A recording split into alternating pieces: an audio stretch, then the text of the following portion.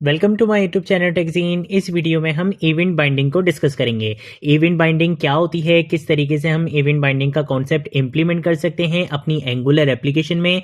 इसके साथ साथ इवेंट बाइंडिंग एंगुलर का एक बहुत इंपॉर्टेंट कॉन्सेप्ट होता है। ठीक है, तो इस वीडियो में हम बिल्कुल स्टार्टिंग से लेकर एंड तक इवेंट बाइंडिंग को डिस्कस करेंगे और बहुत सारे इंपॉर्टेंट पॉइंट्स को भी डिस्कस करेंगे जो आपसे इंटरव्यू क्वेश्चन में पूछे जा सकते हैं। ठीक है, तो सबसे पहले तो मैं क्या करूंगा, एक न्यू कॉम्पोनेंट जनरेट करूंगा। सबसे पहले मैं यहाँ पे आके लिख दूंगा एनजी, उसके बाद मैं लिखूंगा जी, उसके बाद मैं लिखूंगा सी। इसका मतलब होता है एनजी जनरेट कंपोनेंट, और अपने कंपोनेंट का नाम मैंने यहाँ पे रख दिया है इवेंट डैश बाइंडिंग के नाम से। ठीक है, तो इवेंट बाइंडिंग के नाम से मेरे पास यहाँ पे कंपोनेंट क्रिएट कर दिया जाएगा। और आपको पता है कि जब भी कंपोनेंट क्रिएट होता है तो उसके अंदर हमेशा 4 फाइल्स होती हैं। एक हमारी टेम्पलेट की यानी कि यूआई की फाइल होती है जिसके अंदर हमारा एचटीएमएल का कोड होता है। एक हमारी टेस्टिंग की फाइल होती है जिसकी एक्सटेंशन बेसिकली spec.ts होती है।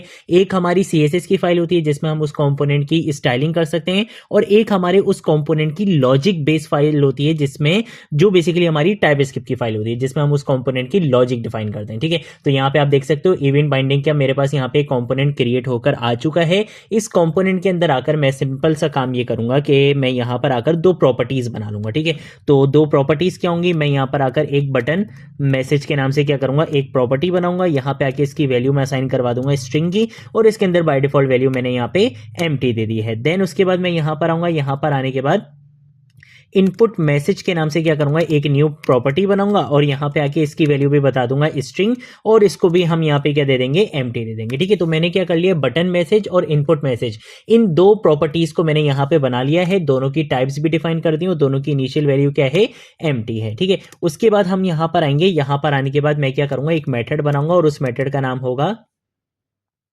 On button click. ठीक है, ऑन बटन क्लिक के नाम से मैंने यहाँ पे क्या कर लिया, एक मेथड बना लिया है। और इसके अंदर मैं ये बोलूंगा कि जब ये मेथड कॉल होगा तो ये क्या करेगा, जो बटन मैसेज वाली प्रॉपर्टी थी ना, ये उसको क्या करेगा, अपडेट करेगा। क्या अपडेट करेगा, ये यहाँ पे आके आपको एक मैसेज डिस्प्ले करवा देगा, बटन क्लिक। ठीक है, तो बेसिकली होगा क्या कि इनिशियली बटन मैसेज की वैल्यू क्या होगी, एम्प्टी होगी, लेकिन जैसे ही ये मेथड कॉल होगा तो बटन मैसेज की वैल्यू अपडेट करवा दी जाएगी। क्या रख दी जाएगी, बटन क्लिक रख दी जाएगी। ठीक है, उसके बाद हम यहाँ पर आकर एक और मेथड बना लेते हैं। मैं यहाँ पर आकर इसका मेथड यहाँ पे बना लेता हूँ ऑन इनपुट चेंज के नाम से। ठीक है, तो मैंने यहाँ पे ऑन इनपुट चेंज के नाम से एक मेथड बना लिया है। मैं बोलूंगा कि ये मेथड जब कॉल होगा तो ये अपने साथ एक वैल्यू लेकर आ रहा होगा। उस वैल्यू को मैंने यहाँ पे एक पैरामीटर के अंदर ले लिया इवेंट के नाम से, और इस पैरामीटर की मैंने टाइप यहाँ पे रख दी है एनी, कि भाई उस इनपुट फील्ड के अंदर किसी भी टाइप का डेटा आ सकता है। बस आपने उस किसी भी टाइप के डेटा को कहां पे गेट करना है, इस इवेंट वाले पैरामीटर में गेट करना है। यहां पर आकर मैं बोलूंगा जब ये मेथड कॉल होगा तो आपने क्या करना है, दिस इनपुट मैसेज वाली जो बेसिकली प्रॉपर्टी थी ना, उसको आपने क्या कर देना है, अपडेट कर देना है। क्या अपडेट करना है, मैं यहां पर आकर टेम्पलेट लिटरल्स का बेसिकली कॉन्सेप्ट यूज करूंगा, और यहां पे आके मैं लिख दूंगा यू टाइप। ठीक है, इस तरीके से एक मैसेज लिखूंगा, और यहां पे मुझे क्या करवाना है, बेसिकली इंटीग्रेट करवाना है, कॉन्केटिनेट करवाना है अपने मैसेज के साथ। इसके अंदर जो डायनेमिक वैल्यू आ रही है ना, उससे एक कॉन्केटिनेट करवाना है। तो हम यहाँ पे आके डॉलर का साइन लगाएंगे, कर्ली ब्रेसेस लिखेंगे। ये बेसिकली जावास्क्रिप्ट का सिंपल जो टेम्पलेट लिटरल्स का कॉन्सेप्ट होता है, ये वो मैंने यहाँ पे इंप्लीमेंट कर दिया। मैं यहाँ पर आकर लिखूंगा इवेंट, यानी कि ये वाला पैरामीटर, इसकी कुछ प्रॉपर्टीज होती हैं जैसे कि टारगेट डॉट वैल्यू, के ये जिस एलिमेंट को टारगेट कर रहा है उसकी वैल्यू क्या है वो यहाँ पे दिखा देना। ये चीज अभी आपको समझ में आ जाएगी। तो मैंने सिंपल क्या करा है, मैंने यहाँ पे 2 प्रॉपर्टीज बनाई थी, एक बटन मैसेज की और एक इनपुट मैसेज की। दोनों की टाइप क्या थी, स्ट्रिंग थी, और इनिशियली दोनों एम्प्टी थी। फिर मैंने बोला कि जब ये वाला मेथड कॉल होगा तो बटन मैसेज की वैल्यू को अपडेट कर दिया जाएगा इससे, और जब ये वाला मेथड कॉल होगा तो ये अपने साथ इवेंट के अंदर एक वैल्यू लेकर आ रहा होगा। उस इवेंट की टारगेट की जो भी वैल्यू होगी वो हम इस मैसेज को कॉन्केटिनेट करवा के इस वाली प्रॉपर्टी के अंदर असाइन करवा देंगे। ये चीज अभी मैंने बोली है। अब मैं करने क्या वाला हूं, अब बारी आती है इवेंट बाइंडिंग के, कि भाई ये इवेंट बाइंडिंग बेसिकली क्या होता है। इवेंट बाइंडिंग बेसिकली हमारे पास एक ऐसी डेटा बाइंडिंग होती है जो वन वे होती है, यानी कि हम एक साइड से डेटा को फ्लो करवाते हैं, 2 साइड नहीं होती है। ये 2 वे डेटा बाइंडिंग नहीं होती, ये 1 वे डेटा बाइंडिंग होती है। बट अभी तक हमने जितनी भी डेटा बाइंडिंग देखी थी वो कॉम्पोनेंट टू व्यू थी, कि यहां से वैल्यू जा रही थी हमारे व्यू में, यहां से डेटा फ्लो हो रहा था हमारे व्यू में। लेकिन इवेंट बाइंडिंग हमारे पास 1 वे डेटा बाइंडिंग तो होती है, लेकिन ये व्यू टू कंपोनेंट होती है, यानी कि व्यू से डेटा सेंड किया जाएगा, व्यू से डेटा का फ्लो आएगा हमारे कंपोनेंट में। और ये चीज हम पहले भी बहुत बार कर चुके हैं, बट आपको उस टाइम पे पता नहीं था कि ये इवेंट बाइंडिंग होती है। अब आपको पता चल गया है। अब हम सिंपल क्या करेंगे, HTML की फाइल में आएंगे और इस HTML की फाइल में आने के बाद सबसे पहला काम तो हम यहाँ पे करेंगे कि इस कोड को हटा देंगे। यहाँ पर आकर एक H1 का टैग लगाएंगे, इसके अंदर मैं यहाँ पर आकर लिख दूंगा हैंडलिंग इवेंट और उसके बाद मैं यहाँ पे लिख दूंगा बाइंडिंग। ठीक है, एक H1 का टैग इस तरीके से लगा लिया। उसके बाद क्या करूंगा, एक बटन बनाऊंगा। तो मैंने यहाँ पे एक बटन बना लिया और इस बटन का नाम जैसे है कि मैं यहाँ पे रख देता हूँ क्लिक मी। ठीक है, तो मैंने यहाँ पे क्लिक मी रख दिया है और बटन पे क्या लगाना है, इवेंट को बाइंड करवाना है। अब मैं ये चाहता हूं कि भाई यूजर जब इस बटन पे क्लिक करे, तो क्लिक बेसिकली क्या है, एक इवेंट है कि आप अपनी एप्लीकेशन से क्या करना चाह रहे हो, इंटरेक्ट करना चाह रहे हो। अब उस इंटरेक्शन पे आपने अपने कंपोनेंट के अंदर क्या चेंज करवाना है, यहाँ पे अपनी एप्लीकेशन पे कोई मैसेज डिस्प्ले करवाना है, कोई भी इंटरेक्शन, कोई भी रिस्पॉन्स अगर आपने सेंड करवाना है तो वो आप अपने कंपोनेंट से करवाओगे। लेकिन ये कब रिस्पॉन्ड करेगा, जब यहां से डेटा का फ्लो जाएगा। तो ये बेसिकली इवेंट बाइंडिंग होती है कि टेम्पलेट टू कंपोनेंट यानी कि व्यू टू कंपोनेंट यहां पे डेटा का फ्लो जाता है कि जब इस बटन पे क्लिक किया जाएगा तभी ये आपको रिस्पॉन्ड करेगा, अदरवाइज ये आपको रिस्पॉन्ड नहीं करेगा। ठीक है, तो हमने यहां पे क्या करना है, इवेंट को बाइंड करना है। इवेंट को बाइंड करने के लिए हमेशा सिंटेक्स होता है कि आप यहां पे पैरेंथेसिस लगा लो। अब ये सारे इवेंट्स आपके पास आ गए, बहुत सारे इवेंट्स होते हैं। हमने क्या यूज करना है, क्लिक इवेंट यूज करना है कि जब बटन पे क्लिक किया जाएगा तो आपने क्या करना है, ऑन बटन क्लिक वाले मेथड को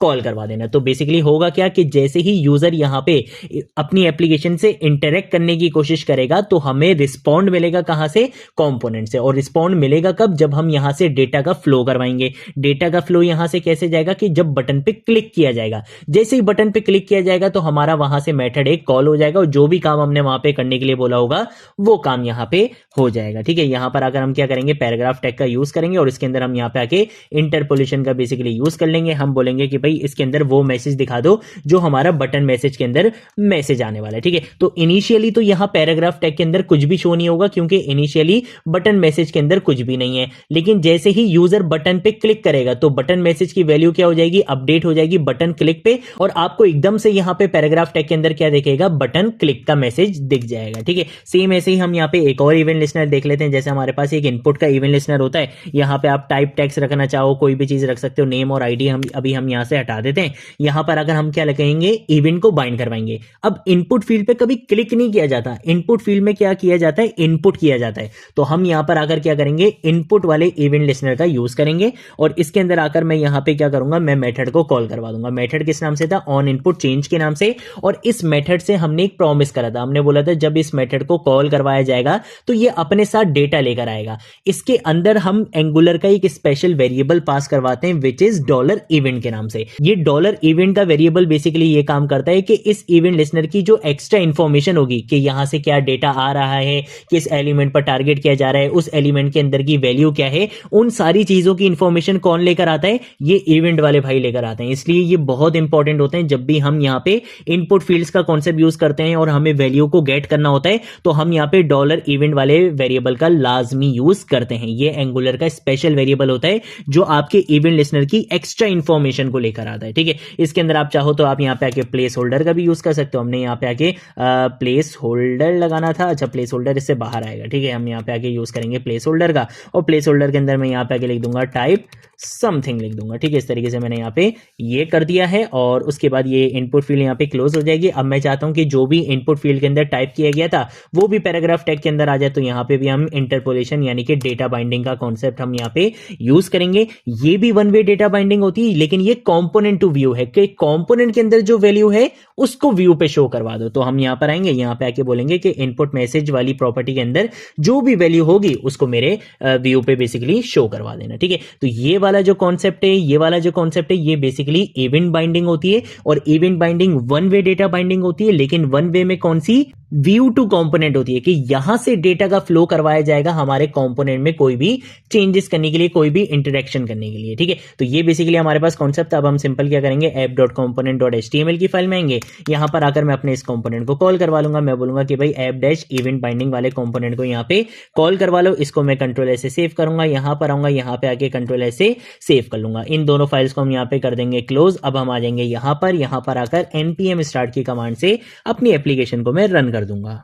तो देखो यहाँ पे मेरी एप्लीकेशन रन हो चुकी है और अगर हम यहाँ पर आते हैं, यहाँ पर आकर देखो अभी कोई भी पैराग्राफ टैग के अंदर की वैल्यू यहाँ पे डिस्प्ले नहीं हो रही है, क्योंकि यहाँ पे हमने क्या करा था, दोनों प्रॉपर्टीज की वैल्यू को बाय डिफॉल्ट एम्प्टी रखा था। जब भी आपको डॉक्यूमेंट पे कोई भी यहाँ पे पैराग्राफ टैग के अंदर वैल्यू नहीं दिख रही है, लेकिन होगा क्या कि जैसे ही मैं इनपुट फील्ड के अंदर कोई भी वैल्यू टाइप करूंगा तो आपको यहाँ पे पैराग्राफ टैग के अंदर वो वैल्यू दिख जाएगी। और जैसे ही मैं यहाँ पे बटन पे क्लिक करूंगा तो बटन की प्रॉपर्टी को मैंने अपडेट करने के लिए क्या बोला था, बटन क्लिक बोला था, तो वहां पे बटन क्लिक लिखा हुआ आ जाएगा। तो हम यहाँ पे देख लेते हैं, जैसे ही यहाँ पे बटन पे क्लिक करूंगा तो देखो बटन क्लिक लिखा हुआ आ गया। और यहाँ पे आके अगर मैं कुछ भी टाइप करता हूँ, जैसे मैंने यहाँ पे ये चीज टाइप करी तो देखो यू टाइप दिस लिखा हुआ आ रहा है। ठीक है, जैसे जैसे मैं करता रहूंगा वैसे वैसे यहाँ पे ये चीज बढ़ती रहेगी। तो ये बेसिकली हमारे पास कॉन्सेप्ट होता है किसका, इवेंट बाइंडिंग का।